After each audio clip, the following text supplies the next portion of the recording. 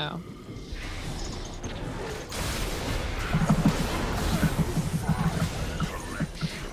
Ow.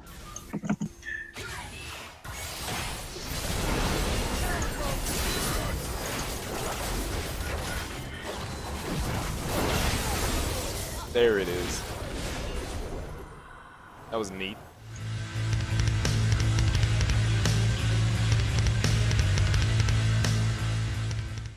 What is up, ladies and gentlemen? It's Mr. Mooman11 here, bringing you an AD Jungle Rengar guide. Now, Rengar is known as one of those champions that can end an ADC's life faster than a dude swan diving face first into a pile of Legos, and that quite frankly makes him an extremely fun champ to play. Cause I mean, come on, the number one reason you came to this guide in the first place is because you, just like the rest of us jungling douchebags, have a burning desire to make that enemy ADC uninstall League of Legends and go back to exclusively playing Club Penguin where they belong. And not only is our boy Rengar viable in normal games as well as ranked games, you can beast him up in Earth mode too, the game mode designed to make League of Legends interesting again amongst the hours and hours of repetitive and brain aneurysm inducing gameplay we've all become accustomed to. But unfortunately, we're stuck playing normals and ranked, so let's get down to the runes and masteries we'll be running to ensure that you get an S+ over and over. Go ahead and take 12-18-0, and for your Keystone Mastery, stop by your local KFC to pick up a family bucket of Thunder Thighs. For runes, put on some Critical Strike reds and yellows, attack speed blues, and whatever the hell you want for Quinn since you're gonna win anyway. Once you've come to terms with the fact that you and you alone are going to be the one to single-handedly carry your sorry team of solo queue randoms to a victory, insta-lock Rengar with no regard to the enemy team's composition and get yourself onto the Rift. To get you off to a good start like a small loan of $1 million would, get yourself the typical jungling items, a hunter's machete and 3 health pots, and go ahead and trade in those goofy prescription glasses for a vision trinket that's guaranteed to give you 20/20. With your new and improved eyesight and subsequent boost in self-worth, head straight on over to your Krugs. Now, 17 times out of 22.4, your bot laners will not be the living reincarnates of Beavis and Butthead, and instead will actually give you a proper leash. But as with every game, you've got to be flexible knowing that your Taric would rather look at his fabulous makeover reflection in the river rather than dirty his fuzzy pink leg warmers by helping you. So as you watch them struggle to determine how to right-click and they watch you struggle to live, force one of them to actually give you a leash at red. You won't actually need this in a normal game where they give you a proper leash the first time, but with extreme stupidity comes extreme adaptability. As you're going through your first few jungle camps, your health bar may be getting worryingly low, so for the first clear, use your empowered W at every opportunity since it heals you, and typically you're going to smite red buff for the extra health. But since Targ finally learned what a mouse and keyboard are and tanked for us, I didn't need to this time. Since you're playing Rengar, who is a typical kitty cat, you're going to want to terrorize small mammals, and the chicken camp is no exception. Making sure to use your empowered W, kill those smaller chickens and bring them back to your owner Dave, who like most League of Legends players is a single male living in a dark one-bedroom apartment who has never felt the touch of a woman, and then proceed to kill that big chicken for Dave since you know he's into some weird necrophilia stuff, which in all honesty is one of the primary reasons no one loves him. Once you leave Dave to do Dave things, level up your E and pick a fight with every cat's mortal enemy, a pack of wild dogs. Let out all your pent-up rage of being an indoor cat who sleeps 14 hours a day and has all of his meals provided for him like your homeboy Garfield by ripping your little Cuban cat claws into the best supporting actor in Leo DiCaprio's Oscar-winning film The Revenant. Once you've proven your dominance over the wolves, do the same to blue buff. Alternatively, if you're low in health, you can go chase down Scuttle to get some extra time to heal. After blue buff, it's just a few swipes to your claws before you've got yourself a Gromp kill too. And since it's been a pretty active 4 minutes of farming your jungle, it's time for a little catnap back at base. Upgrade your machete into a Stalker's Blade, and once you're sufficiently recharged, head back out to wreak some catastrophe on those Krugs. Now as the jungler, your most important job is to stare at the minimap the same way an Ethiopian would stare at an all-you-can-eat buffet, with loving adoration and a slight bit of unease. People ask me all the time these two questions. What trigonomic function should you never accept to drink from at the bar? Which the obvious answer is sine over tangent equals Bill Cosby. And the second thing people ask me is how to become a better jungler. And the answer to that is to have good map awareness. Not too much is going to be going on in your jungle, so keeping your eyes on the minimap and alerting your teammates to possible ganks can mean the difference between first blood for their team or your team. And since Rengar is not a very good early lane ganker, it's more difficult for you to respond to and counter gank early strong junglers like Lee Sin. So that means you need to make sure you hit level 6 as fast as you can so you can be like William Shakespeare and make a play. But just because you aren't level 6 doesn't mean you don't deal damage like that troll that went attack speed Nami in my promos. If you see that enemy jungler preparing to kill your teammate, or worse, trying to hurt my boy Scuttle, try to get to 5 stacks and go over there to put a stop to her shenanigans. For a great combo like the number 3 meal at McDonald's, I like to land my E to root him in place, then Q and W him for some damage. When the root is almost over, hit him again with another E. In this situation, I wasn't fast enough to warrant a good chase, and neither was my lumbering behemoth of a mid laner, so instead I went to console everyone's good pal Scuttle. Naturally, he'll be a little scared since Vi just tried to kill him, and with everything that's been going on with his wife Sandra lately, including the most recent assassination attempt on her while she was going number 2 in their family estate in the rolling hills of upstate Vermont last Tuesday evening, you can understand his trepidation. So after you soothe Scuttle and his wife Sandra by telling them Vi won't hurt them again, kill Grump for some extra gold, and head back to Ace Hardware to keep building towards the warrior enchantment for your jungling item.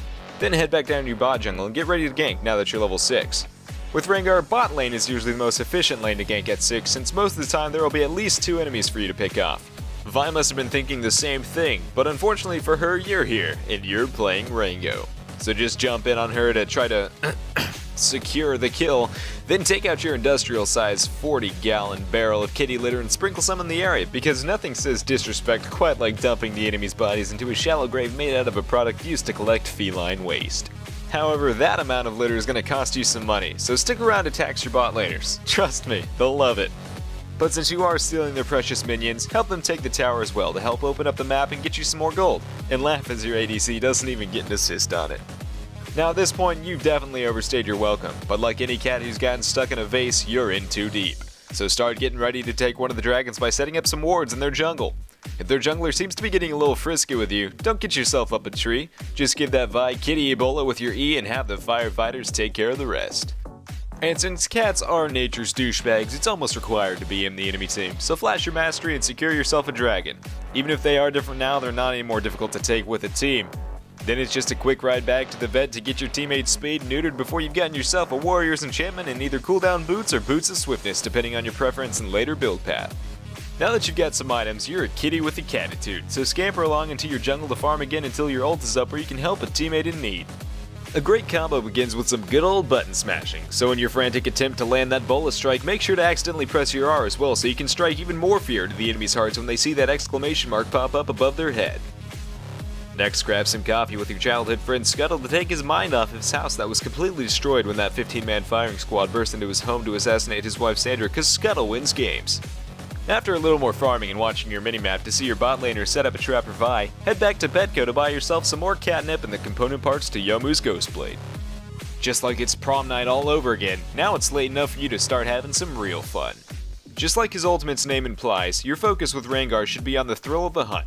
And that doesn't mean passively farming in your jungle the whole game, like a gigantic woodcutting corporation in the Amazonian rainforest that is slowly but surely destroying our planet and subsequently the human race along with it. Instead, be like Johnny Depp in that creepy lizard cartoon movie and have fun playing Rango.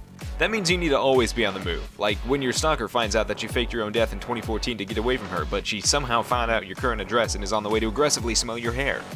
Playing Rengar as an assassin is key to helping push your lanes, and now combined with the new Mega Scuttle buff, you can truly pick off those stray enemies in style by deleting them faster than a teenage boy's internet history. Counter jungling is important, like remembering to roll up the windows when you take your submarine out for a swim, but when there's a teamfight going on, it's helpful if you're there. It's also important to remember that enemy pink wards are not your friend, but don't forget about those pesky regular wards too. If you think you've been spotted, make sure to spam your dance or laugh key to really intimidate that enemy team. Just make sure you've got an escape route planned if you get too cocky. Just because you may follow the rules of engagement when it comes to dance parties doesn't mean the enemies will too. When your teammates respawn, go fight whichever dragon appears. For Rengar, the fire dragon is the preferred of the 4, so if one of the others is up and you have the option of taking that one or a turret or two, I'd usually say go for the turrets. Now when big 5v5 team fights start happening, your job is to get to the backline and take out their ADC or mage. Since you don't have too much sustain, only jump to the backline if you know your team is actively engaging their front line. It's also a pretty big help if you don't have 3k gold in your pocket, and instead spend that money on some items rather than pulling a smog and hoarding all your riches. It's also important to note that your ult takes a while to activate if you're currently taking damage, so as an escape tool it's not the best unless you can keep them off for a short duration by using a super repel from the Pokemart. If your teamfight starts selling drugs and vaping and just generally doesn't turn out the way you wanted it to, call off the engage and take some of their jungle before heading back to the pound to purchase your Ghostblade and start building towards a Phantom Dancer or a Static Shiv. Then it's time to do what you do best. Pick on that enemy team. Look for anyone trying their luck at split pushing or a lone ADC and politely escort them back to their base, free of charge.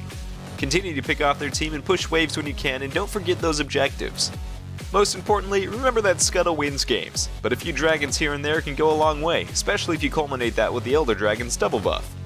Pretty soon you'll be diving enemies under tower, but remember that they won't be too happy about you pouncing on their ADC, so be able to get out of there if your team starts to leave. After a few more minutes, build towards an Infinity Edge and get a nice split push going while your team distracts the enemies at Baron. You know that ADC is going to be foaming at the mouth like a feral cat to get their hands on that juicy wave you pushed up for him, so just double back around, jump on him and root him in place and take out all their HP in one hit. You know what, Bob? Let's take a look at the slow-mo on that one.